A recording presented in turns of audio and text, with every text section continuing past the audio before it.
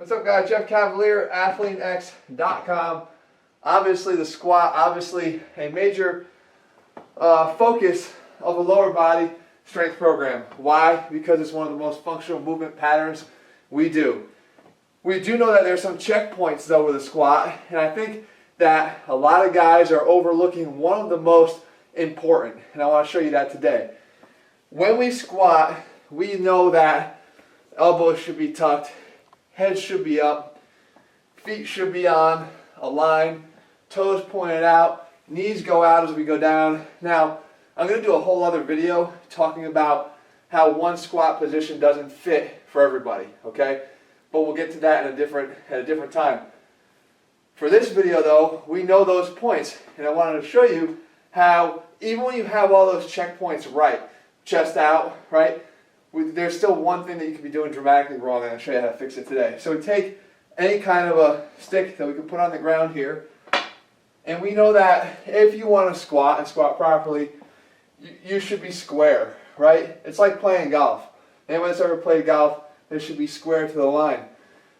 So my feet are square here. We're going to point the toes out a little bit. Okay, still square to the line. Whether your toes are straight ahead or whether your toes are pointed out, your feet are still square and lined up on that line.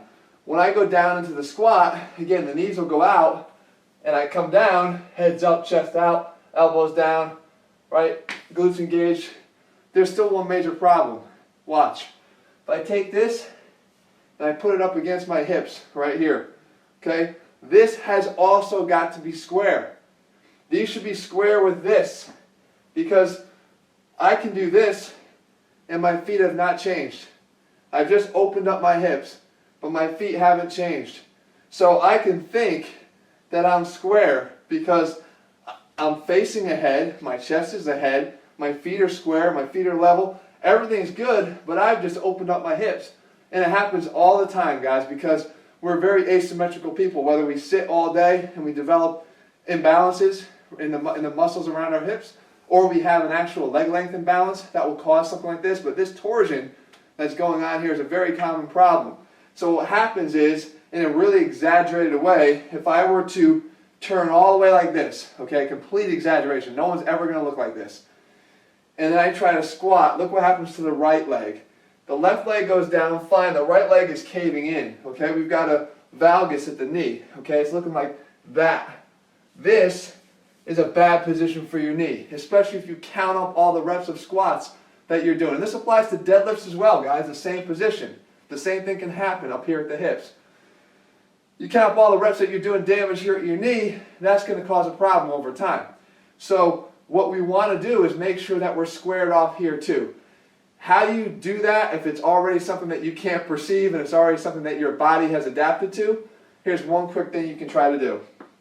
When you get up in your position here, I'll put it down here first. If you're the kind of guy who's a little bit tight, again, it could be the other way too, but to demonstrate here, if you're somewhat open, feet are square, but your hips are somewhat open, the best way to check for that and to make sure, even if you don't know if you are, is to squeeze your glutes tight.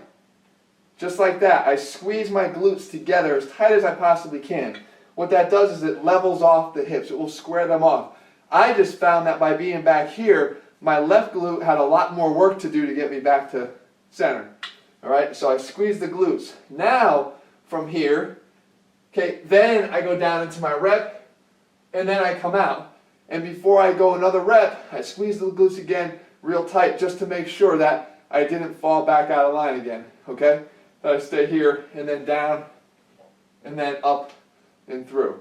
And the same thing can happen and apply to a deadlift as well. You go down, you come up. It's a little easier there because it's a really natural portion of the deadlift to come up and actually squeeze, follow through with your hips. But on the squat, a lot of guys will come up and kind of hang out right here, which looks good. It looks like you're at the top, but you're not really fully extended.